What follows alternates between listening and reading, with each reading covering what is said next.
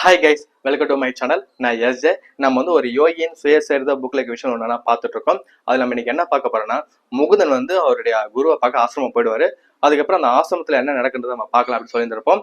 Last video நான் சொல்லியிருந்திருப்பேன், அவருடைய குரு கொசுவில் வாங்கி வந்து சொல்லியிருந்திருப்பாரு. அது ஏன்றது அது வீடியோல பார்ப்போம்னு சொல்லியிருந்திருப்பேன். ஸோ அந்த வீடியோட கண்டினியூட்டி தான் இது. ஏன்னா இது கொசுவில் வாங்கி வந்துருவாரு. ஸோ கொசுவில் யூஸ் பண்ணா அதுக்கப்புறம் அவர் தூங்கவும் செய்யறாரு.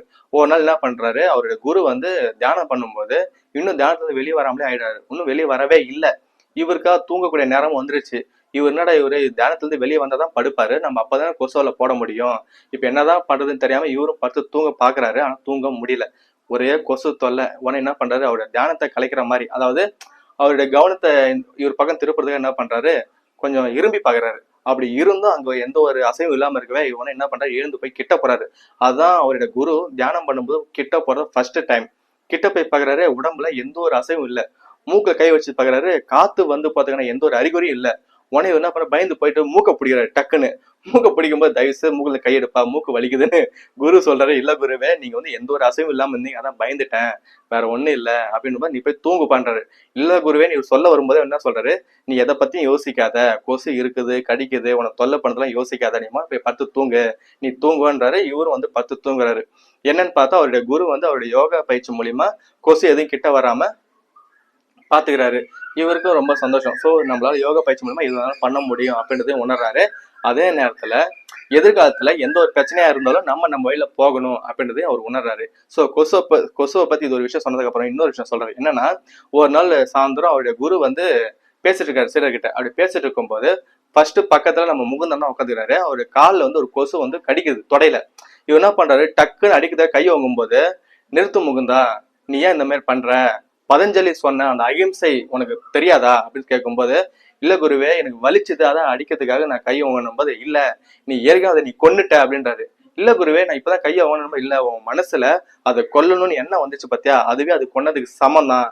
சோ அகிம்சைனா என்னன்னா, உன் மனசுல அப்படிப்பட்ட எண்ணம் கூட வரக்கூடாது, அததான் பதஞ்சலின்னு சொல்லிக்கிறாரு அப்படின்னு சொன்னதுக்கு அப்புறம் இவருக்கு புரியுது. ஓ, அப்படிப்பட்ட ஒரு தப்பான எண்ணம் கூட வரக்கூடாது போல, ஒரு உயிரை கொல்லணும்னு. அதான் அகிம்சைன்னு சொல்லிட்டு இவரும் உணர்றாரு. ரொம்ப நன்றி குருவே. ஆனா ஒரு சின்ன சந்தேகம், நாளைக்கு ஏதோ ஒரு பெரிய விலங்கு வருது, அது கிட்ட போயிட்டு நான் உன்னை எதுவுமே பண்ண மாட்டாங்க, நீ என்ன தின்னுக்கோன்னு சொல்லலாமா அப்படின்னு கேட்கும்போது, அது தப்பு. மனுஷனுடைய உடம்பு ரொம்ப விலை மதிப்பற்றது. இது நீ ரொம்ப ஆரோக்கியமா வச்சிருந்தாதான் உன்னால கடவுளை உணரவும் முடியும், கடவுளை பார்க்கவும் முடியும். அப்படிப்பட்ட உடம்பை நீ வீணாக்க கூடாது அப்படின்னு. அப்புறம் என்னதான் பண்றது குருவேன்னு சொல்லும்போது சொல்றாரு, ஒரு மனுஷன் தேவைக்கேற்ப ஒரு உயிரை கொல்றானோ இல்ல தேவைக்கு இல்லாம கொல்றானோ, எதுவோ வந்தாலும் ஒரு உயிரை கொல்றானும் போது அதுக்கான பாவ கடனை அவன் ஏத்துப்பான். அது பேர் தான் கர்மான்னு சொல்றாரு, அவன் ஏத்துப்பான். அப்படி இருக்கும்போது ஒருத்தவன் அவனே அவன் உயிரை ஏத்துக்கிட்டாலும் கர்மாவுடைய விதியை மீறதுக்கான ஒரு சமம் ஆயிடும். ஸோ ரொம்பவும் கடுமையான ஒரு கர்மால அவன் அவதிப்படுவான் அப்படின்றதையும் சொல்றாரு. சரி குருவே, இருந்தாலும் நம்ம குரு இப்படிப்பட்ட ஒரு பெரிய விலங்கு கிட்டலாம் மாற்றிருக்க மாட்டார், அதனால இவர் அசால்ட்டா சொல்றாரு அப்படின்னு சொல்லி இவரும் விட்டுறாரு. அவரும் அந்த கதையை விட்டுட்டு அடுத்து என்னவோ பார்க்க போயிடறாங்க. ஸோ அது ஒரு நாள் என்ன பண்றாரு, அவரு நம்ம குரு இருக்கார்ல, ஸ்ரீ யுக்தேஸ்வரகிரி, அவருடைய சீடர்கள் ஒருத்தர் பிரபுலா அப்படின்னு ஒருத்தர் இருக்கிறாரு.